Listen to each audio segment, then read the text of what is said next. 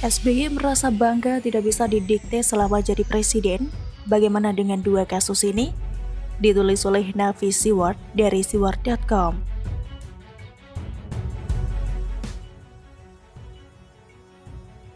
Tadi penulis membaca sebuah berita di media sosial tentang curahan hati SBY yang membuat dirinya merasa bangga. SBY mengaku bangga karena selama menjadi presiden, tidak satu orang pun yang dapat mendikte dirinya dalam mengambil keputusan. Yang saya bangga adalah tidak satu orang pun yang bisa mendikte saya, tegas SBY. Pernyataan itu disampaikan SBY saat menjadi narasumber dalam siaran televisi Rosi di Kompas TV beberapa tahun lalu. Lantas potongan video pernyataan SBY tersebut dibagikan ulang oleh salah satu politisi Demokrat, Yan Harahap, pada Sabtu 21 Agustus 2021 lalu. Ada yang percaya dengan omongan SBY tersebut? Lalu bagaimana dengan dua kasus di bawah ini? Kasus narkoba Scapel Lake Corby. Corby merupakan seorang warga negara Australia yang ditangkap di Bandara Ngurah Rai 8 Oktober 2004 karena kedapatan membawa sekitar 4 kg. Karena aksinya tersebut, pengadilan menjatuhi hukuman 20 tahun untuk wanita berusia 34 tahun ini. Pada saat itu, Corby sudah menjalani lebih dari 7 tahun masa penahanannya. Setelah Corby ditangkap, Kedubes Republik Indonesia di Canberra, Australia juga sempat menerima ancaman. Ancaman ini terkait dengan semakin dekatnya Scapel Corby akan divonis.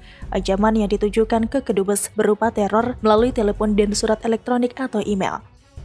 Saya tidak bisa memberikan informasi rinci karena polisi federal sedang bekerja, ujar Dubes Republik Indonesia Imron Chotan kepada The Canberra Times seperti dilansir dari news.com.au.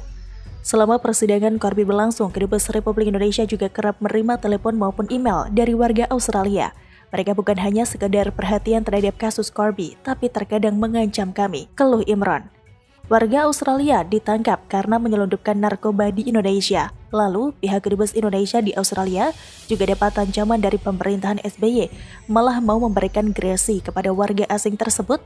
Salah satu elit Demokrat yang menjabat sebagai Menkumham saat itu bernama Amir Syamsuddin menyebut ada 2 poin utama yang menjadi pertimbangan Presiden SBY akhirnya mengabulkan permohonan grasi yang diajukan oleh pihak Corby. Pertama, Corby hanya menyelundupkan ganja sebesar 4,2 kg. Corby juga tidak terkait dengan usaha penyelundupan narkoba tingkat berat ke Indonesia. Corby tidak berkaitan dengan heroin dan lainnya yang memang berat. Dia betul-betul ganja. Ganja itu tidak dalam jumlah yang sampai ratusan kilo seperti itu, ujar Amir. Padahal, apa yang disampaikan elit Demokrat tersebut bertolak belakang dengan putusan Hakim Kasasi. Pada 12 Januari 2006, melalui putusan kasasi, MA memvonis Corby kembali menjadi 20 tahun penjara dengan dasar bahwa narkotika yang diselundupkan Corby tergolong kelas 1 yang berbahaya. Kedua, Amir menyebut Corby layak mendapatkan grasi karena sudah menjalani 8 tahun masa tahanan di Indonesia. Seperti tahanan lainnya, seharusnya Corby berhak mendapatkan remisi sebanyak 5 tahun dari 20 tahun hukumannya di Indonesia. Apakah elit Demokrat tersebut pura-pura tidak tahu bahwa syarat mendapatkan remisi adalah berkelakuan baik selama mengikuti pembinaan di lapas? Dan faktanya, Corby pernah melanggar aturan ketat. Corby semula diusulkan untuk mendapatkan pengurangan hukuman selama 2 bulan, terpaksa dibatalkan karena kedapatan memiliki, menyimpan dan menggunakan alat komunikasi telepon atau HP, kata Kepala Lapas Denpasar Ilham Jaya. Jadi alasan yang dikemukakan oleh elit Demokrat tentang 2 poin utama yang menjadi pertimbangan Presiden SBY untuk mengabulkan gerasi oleh Ratu Marijuana, Corby, tidak sesuai dengan fakta di lapangan. Makanya tidak heran jika Ketua Umum DPP Gerakan Nasional Anti Narkotika atau Granat, Henry Yosodiningrat, mengatakan SBY munafik. Munafik itu adalah tidak selaras antara kata dengan perbuatan. Salahkah kalau rakyat ini mengatakan bahwa SBY itu munafik? Ketusnya. Tantowi Yahya, Dewan Pimpinan Pusat Partai Golkar saat itu, mengatakan bahwa apa yang oleh SBY itu tidak hanya memperlihatkan ketidakseriusan pemerintahan SBY dalam memerangi narkoba tetapi juga mempermalukan Indonesia. Namun, faktanya berbeda dengan realita di lapangan. SBY bukan saja tidak mendukung implementasi Inpres itu, tetapi justru memperlakukan dan memperlemah fungsi serta tugas BNN dan masyarakat dalam memberantas narkoba, ujarnya. Dan fakta yang terbantahkan, SBY adalah presiden pertama dalam sejarah Republik yang memberikan pengampunan bagi narapidana narkoba. Setelah SBY memberikan gerasi 5 tahun kepada Corby, pemerintah Australia melalui Menteri Luar Negeri mereka yang bernama Bob Carr memuji SBY sebagai teman yang hebat bagi Australia. Dia orang hebat, dia teman yang hebat bagi Australia, kata Carr, seperti dilansir dari harian Australia, news.com.au. Apakah ini sebuah kebetulan bahwa inisiatif pemerintahan SBY membebaskan Kirby muncul setelah memanasnya hubungan kedua negara akibat skandal penyedapan yang dilakukan oleh intelijen Australia terhadap Indonesia saat itu? Jadi, pembebasan Kirby layak diberatkan tukar guling antara pemerintah Indonesia dan Australia. Dengan bebasnya Kirby, citra pemerintahan Australia di bawah Perdana Menteri Tony Abbott membaik, sedangkan pemerintah Indonesia diduga hanya meminta kepada ASD agar tidak lagi membocorkan hasil penyadapan ke komoditas pers manapun, ungkap anggota Komisi 3 DPR RI Bambang Susatyo. Pada saat itu beredar informasi di dunia maya bahwa hasil penyadapan yang dilakukan oleh intelijen Australia terhadap Presiden Susilo Bambang Yudhoyono dan sejumlah pejabat Indonesia akan diserahkan kepada Komisi Pemberantasan Korupsi atau KPK. Dikabarkan data-data tersebut dapat membantu KPK untuk membongkar kasus-kasus mega korupsi yang berhubungan dengan istana. Jadi ingat pernyataan Arief Poyono saat itu yang menyebutkan bahwa isi dari hasil penyadapan intelijen Australia merupakan data-data mengenai adanya dugaan korupsi termasuk kasus korupsi Hambalang.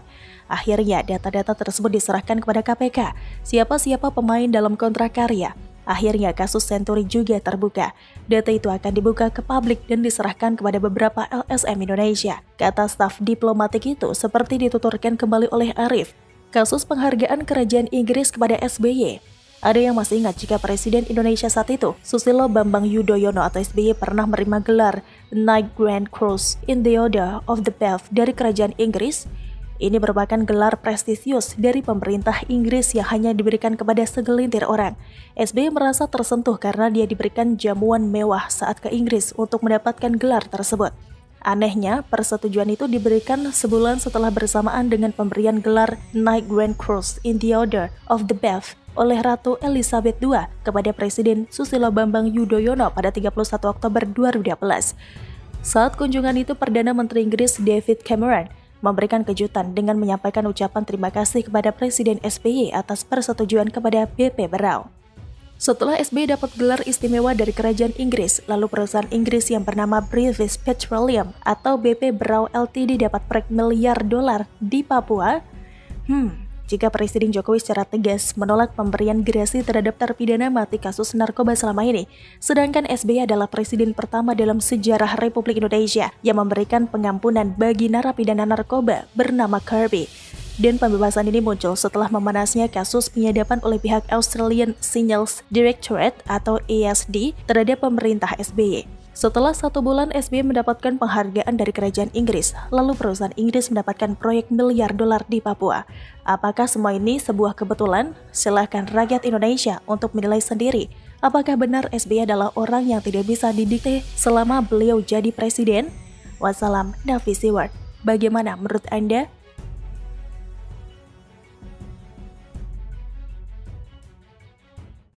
Sering ditipu hoax, kok bisa jadi presiden? 10 tahun pula, amit-amit. Ditulis oleh Argo dari siward.com.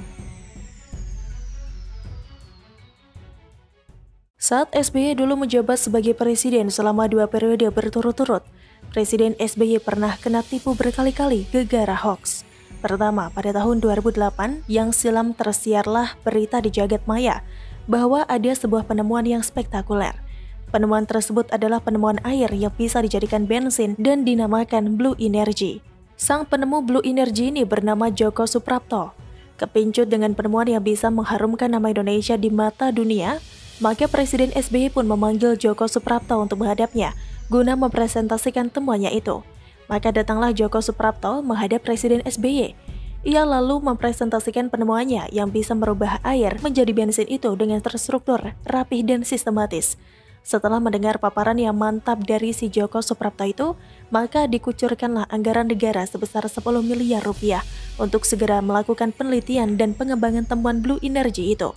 Tak tanggung-tanggung, SBY juga memerintahkan untuk membangun pabrik Blue Energy tersebut. Lokasinya hanya berjarak sekitar 2 km dari kediaman SBY di Cikeas.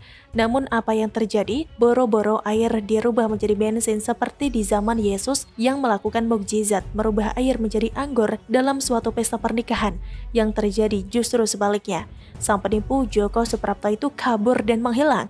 SBY pun melongo. Hasratnya untuk menjadikan Indonesia sebagai negara pertama di dunia yang mampu mengubah air menjadi bensin pun hilang lenyap dihembus angin malam Cikeas yang mencekam. Apes memang, tapi ya begitulah kura-kura kualitas mantan yang pernah dimiliki Indonesia dulu itu. Kedua, setiap manusia di dunia ini pasti akan menjadikan pengalaman pahit di masa lalu menjadi pelajaran di kemudian hari. Namun entah mengapa, ini tidak berlaku bagi SBY. Lagi-lagi SBY kena tipu dengan hoax yang lebih parah dari hoax sebelumnya. Hoax itu dihembuskan oleh si raja kondom bergerigi, Andi Arief. Andi Arief membisiki SBY bahwa ada satu gunung yang bernama situs Gunung Padang. Gunung tersebut dikabarkan memiliki kandungan emas yang tersimpan di kuil peninggalan peradaban Tatar Sunda kira-kira sekitar 10.900 tahun yang lalu. Maka dengan semangat yang menggebu-gebu, SBY memerintahkan untuk meledakkan gunung yang tidak tahu menahu ada apakah gerangan kok tiba-tiba dirinya dibom. Hasilnya bisa ditebak, alih-alih menemukan emas jutaan ton di dalam perut situs Gunung Padang yang apes itu, yang ada justru serpihan batu dan pasir gunung yang porak-poranda hancur berantakan berhamburan ke sana kemari akibat dihajar ledakan bom yang maha dahsyat. Namun, karena ini menyangkut persoalan emas, SBY masih merasa belum puas. SBY lalu membentuk tim peneliti dan menugaskan mereka untuk menggali perut bumi di bawah gunung yang telah hancur porak-poranda akibat dihajar ledakan bom itu. Hasilnya pun lagi-lagi nihil, tidak satupun kandungan emas yang ditemukan di perut bumi situs Gunung Padang yang gelap gulita. Gunung Padang ternyata hanyalah gunung biasa seperti gunung-gunung lainnya. Namun akibat termakan hoax soal emas, SBY pun menghambur-hamburkan uang negara lantaran kena tipu mentah-mentah dari si raja kondom bergerigi Andi Arief itu. Ketiga, dua hoax di atas tidak membuat SBY jera. Lagi-lagi SBY termakan hoax lainnya, yaitu hoax soal padi Supertoy yang katanya bisa menghasilkan 15 ton per hektar dari hasil panen normal yang hanya 3-4 ton per hektar. Lantaran termakan hoax akibatnya fatal, SBY memerintahkan para petani harus menanamkan padi Supertoy itu. Namun, apalah cur, setelah padi Supertoy itu dipanen, justru hasilnya di bawah hasil normal yang 3-4 ton per hektar itu. Tak ayal lagi, para petani di Purworejo pun ngamuk berat dan melakukan aksi unjuk rasa besar-besaran di Jakarta. Mereka tidak terima kena tipu mentah-mentah, soalnya rugi bandar. Keempat, ketiga hoax di atas masih belum membuat SBY jera. Lagi-lagi the President of Republik Indonesia itu kena tipu mentah-mentah dengan hoax lainnya. Hoax berikutnya yang termakan mentah-mentah oleh SBY adalah hoax terkait pupuk nutrisi Saputra. Tersiar kabar yang santer bahwa pupuk tersebut yang ditemukan oleh Umar Hasan Saputra itu mampu menyuburkan tanah sehingga bisa menghasilkan panen yang melimpah ruah dibandingkan menggunakan pupuk jenis biasa. SBY pun terpukau. SBY lalu mengundang si Umar Hasan Saputra itu untuk melakukan paparan presentasinya di hadapan para menteri dan jajaran gubernur lainnya. Setelah mendengarkan paparan Umar Hasan Saputra yang mantap surantap itu, SBY lalu memerintahkan semua petani untuk menggunakan pupuk nutrisi Saputra. Namun, untungnya Badan Litbang Pertanian jeli dan merasa curiga. Mereka lalu melakukan sejumlah penelitian dan uji coba terkait pupuk nutrisi Saputra itu. Hasilnya bisa ditebak. Ternyata pupuk nutrisi Saputra itu justru merusak tanaman karena hanya mengandung satu unsur saja dari 26 unsur yang wajib ada dalam pupuk. Lagi-lagi SBY kena tipu gegara hoax untuk yang kesekian kalinya. Tapi ya begitulah kura-kura kualitas si mantan. Sering kena tipu hoax, kok bisa ya jadi presiden? 10 tahun pula, amit-amit.